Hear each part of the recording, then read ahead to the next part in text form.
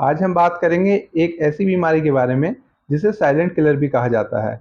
मैं हूं डॉक्टर अमर और आज का टॉपिक है हमारा हाइपरटेंशन के बारे में। सबसे पहले हम ये जान लेते हैं कि ब्लड प्रेशर क्या होता है।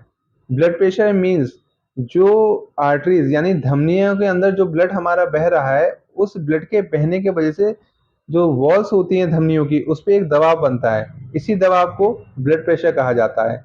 आप लोगों को पता होगा कि एक आइडियल ब्लड प्रेशर एक हेल्दी ह्यूमन का 120/80 mmHg होता है। ये ज़्यादातर लोगों को पता होगा कि हार्ट में 4 चैम्बर होते हैं, 2 वेंट्रिकल होते हैं, 2 एट्रियम होते हैं। एट्रियम ऊपर के साइड में होते हैं, जो लेफ्ट एट्रियम या राइट एट्रियम होता है। वेंट्रिकल्स नीचे की तरफ होते हैं, राइट वेंट्रिकल और लेफ्ट वेंट्रिकल होता है। लेफ्ट वेंट्रिकल से जब हार्ट कॉन्टैक्ट करता है तो लेफ्ट वेंट्रिकल से ब्लड बॉडी में सर्कुलेट होने को चला जाता है, और जब हार्ट में ब्लड आता है तो वो एट्रियम के थ्रू आता है। हमारा हार्ट दिन रात एक बार कॉन्टैक्ट करता है, एक बार रिलैक्स करता है, एक बार कॉन्ट्रैक्शन होता है, एक बार रिलैक्सेशन होता है। इस कॉन्ट्रैक्शन रिलैक्सेशन के दौरान एक साउंड उत्पन्न होती है जिसे हम लोग हार्ट बीट कहते हैं, जो आप लोग स्टेथोस्कोप से हार्ट पे लगा के सुनते हैं। जब हमारे नीचे वाले चैम्बर यानी वेंट्रिकल्स कांटेक्ट करते हैं, मींस सिकुड़ते हैं, तो जो ब्लड हार्ट का होता है वो बड़ी आर्टरी मतलब अरोटा में जाता हुआ बॉडी में सप्लाई हो जाता है। जब हार्ट कांटेक्ट करता है तो जो ब्लड हार्ट के अंदर है वो हार्ट से बाहर जाता है, तो वहाँ एक प्रेशर मेंटेन होता है। वो प्रेशर 120 mmHg होना चाहिए, और ये जो प्रोसेस होती है ये 0.3 सेकंड में पूरी हो जाती है। एक बार हार्ट ने कांटेक्ट किया मींस ब्लड जो हार्ट के अंदर था वो बाहर चला गया। अब हार्ट रिलैक्स करेगा, तो जब रिलैक्स करेगा तो एट्रियम के थ्रू उसके अंदर जो ब्लड होगा वो फिल होने लगेगा। एक बार हार्ट ने कांटेक्ट किया, अब वो रिलैक्स करेगा, जब रिलैक्स करेगा तो हार्ट के चेंबर में ब्लड आएगा। तो जिस रफ्तार से आता है वो 80 mmHg की होनी चाहिए। जो प्रेशर क्रिएट होता है उसको हम डायस्टोलिक प्रेशर कहते हैं, और इस प्रेशर को बनने में 0.5 सेकंड लगता है। ब्लड प्रेशर की जो गाइडलाइन है उसके हिसाब से एक हेल्दी ह्यूमन का जो ब्लड प्रेशर होना चाहिए वो 120 mmHg से कम होना चाहिए सिस्टोलिक, और 80 mmHg से कम होना चाहिए डायस्टोलिक। अब बात करते हैं प्री हाइपरटेंशन की, और एलिवेटेड हाइपरटेंशन भी इसे बोलते हैं। इसमें जो सिस्टोलिक प्रेशर होगा वो 120 से 129 mmHg तक चला जाता है, और जो डायस्टोलिक होता है वो 80 ही रहता है। अब आता है हाई ब्लड प्रेशर। इसमें आपका जो सिस्टोलिक होता है वो 130 से 139 mmHg तक जाता है, और आपका डायस्टोलिक होता है वो 80 से 89 mmHg तक रहता है। ये स्टेज 1 का हाइपरटेंशन कहलाता है। स्टेज 2 हाइपरटेंशन में आपका जो डायस्टोलिक होगा वो 90 से ऊपर चला जाएगा, और जो सिस्टोलिक होगा वो 140 से ऊपर चला जाएगा। इसके बाद एक हाइपरटेंशन और होता है, उसे हाइपरटेंशन क्राइसिस बोला जाता है। इसमें आपका जो सिस्टोलिक होगा वो 180 से ऊपर चला जाएगा, और आपका डायस्टोलिक होगा वो 120 से ऊपर रहेगा। इस प्रोसेस में ये एक इमरजेंसी होती है, आपको तुरंत हॉस्पिटल जाना चाहिए, अपने डॉक्टर से परामर्श लेना चाहिए, आपका बीपी चेक होगा, आपका इलाज होगा। अब हम बात करते हैं इसके सिम्टम के बारे में। जैसा कि ये एक साइलेंट किलर बीमारी है, इसे साइलेंट किलर इसलिए कहा जाता है कि 90% केसेस में इसमें किसी प्रकार के भी सिम्टम नहीं आते हैं। ज़्यादातर लोगों को ये लगता है कि वो नॉर्मल है, क्योंकि बिना ब्लड प्रेशर अगर सिम्टम नहीं आ रहे हैं तो ब्लड प्रेशर चेक किए बिना पता ही नहीं चल सकता है कि आपका बीपी बढ़ा हुआ है। इसीलिए 30 साल से ऊपर के व्यक्ति अपना ब्लड प्रेशर अवश्य चेक कराएं हर 6 महीने में। यदि आपको कोई सिम्टम ही नहीं आएंगे तो आप ट्रीटमेंट कैसे लेंगे? आपको सिम्टम नहीं आएंगे लेकिन लॉन्ग टर्म आपका हाइपर टेंशन बना रहेगा, तो ये कॉम्प्लिकेशन क्रिएट कर सकता है। जैसे आपके ब्रेन के लिए कर सकता है, हार्ट के लिए कर सकता है, या फिर आपकी किडनीज के लिए भी कर सकता है। फर्दर ये जब बहुत लंबे समय तक बना रहता है तो किडनीज में भी प्रोटीन्यूरिया हो जाता है, सीकेडी हो जाती है, आईजीए नेफ्रोपैथी वगैरह हो जाती है। ये आपको याद रखना है कि आपको अगर हाइपरटेंशन से संबंधित सिम्टम आ रहे हैं तो आपको रिलीवेंट जांचें करानी है हाइपरटेंशन से संबंधित, और अपने डॉक्टर से परामर्श करना है।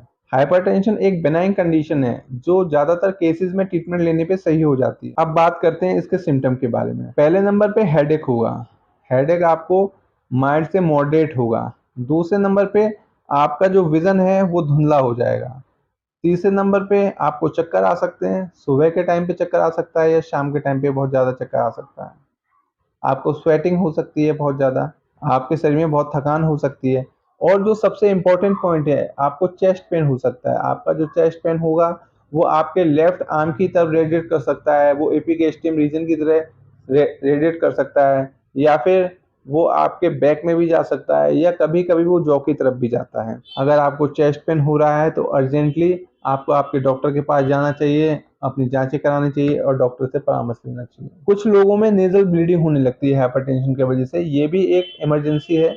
इसमें भी आपको हॉस्पिटल जाना चाहिए, अपने डॉक्टर से परामर्श लेना चाहिए। शॉर्टनेस ऑफ ब्रीथ मतलब सांस लेने में दिक्कत होने लगती है। जब हाइपरटेंशन काफ़ी समय तक बना रहता है तो वो हमारे लंग्स को भी क्षति पहुंचाता है, हार्ट को भी क्षति पहुंचाता है, जिसके वजह से हमें सांस लेने में दिक्कत होने लगती है और इस वजह से हमें हार्ट अटैक, पल्मोनरी एडिमा या एंजाइना जैसी बीमारियां होने की संभावना बढ़ जाती है। ब्लड इन यूरिन, इसको पिंक यूरिन भी बोलते हैं। यूरिन में ब्लड हाइपरटेंशन की वजह से भी आ सकता है, या आपके रीनल में स्टोन है उस वजह से भी आ सकता है, या यूटीआई या कोई इन्फेक्शन है उस वजह से भी आ सकता है। हाइपरटेंशन की वजह से जो आपकी किडनी में ब्लड सप्लाई होती है वो हैम्पर कर जाती है। उसके वजह से नेफ्रॉन्स क्षतिग्रस्त होते हैं तो आपको प्रोटीनूरिया के सिम्टम आ सकते हैं, क्रोनिक किडनी डिसीज हो सकती है, आईजीए नेफ्रोपैथी हो सकती है। इसलिए पेशेंट को सही समय पे अपना एवोल्यूशन कराना चाहिए और सही डॉक्टर से परामर्श लेना चाहिए। हाइपरटेंशन के और भी सिम्टम होते हैं, जैसे कंफ्यूजन होता है, भ्रम की स्थिति पैदा होती है, नर्वसनेस होती है और काफ़ी पसीना आता है, नींद चली जाती है और काफ़ी थकावट आती है।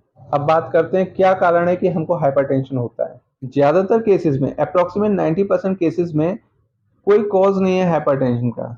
इसको प्राइमरी हाइपरटेंशन या एसेंशियल हाइपरटेंशन भी कहते हैं। बाकी के 5 से 10% केसेस में सेकेंडरी हाइपरटेंशन होता है, जैसे हाइपरकैल्सीमिया होगा, या प्रेगनेंसी इंड्यूस्ड हाइपरटेंशन हो सकता है, या सीकेडी के वजह से हो सकता है, या हाइपरपैराथायरॉयडिज्म की वजह से हो सकता है, या कभी-कभी ये ड्रग इंड्यूस्ड भी होता है, जैसे एनसैड्स हो गई या अल्कोहलिक हो गई या कोकीन वगैरह से भी हो सकता है। अब हम बात करते हैं इसके बचाव और ट्रीटमेंट के बारे में। हमें कम से कम 30 मिनट एक्सरसाइज करनी चाहिए, ऐसी एक्सरसाइज करनी चाहिए जिसमें हमारी सांस फूले, जैसे साइकिलिंग करनी चाहिए, स्विमिंग करनी चाहिए, तेज तेज चलना चाहिए या हमको जॉगिंग करनी चाहिए। साथ ही हम अपने दिमाग को रिलैक्स करने के लिए मेडिटेशन कर सकते हैं, योगा कर सकते हैं। खाने में नमक की मात्रा 5 ग्राम से कम रखनी है, क्योंकि नमक में सोडियम होता है। सोडियम हमको पानी रिटेन करने में मदद करता है, तो अगर हम ज़्यादा नमक खाएंगे तो ज़्यादा पानी रिटेन होगा, ब्लड प्रेशर ज़्यादा बढ़ेगा।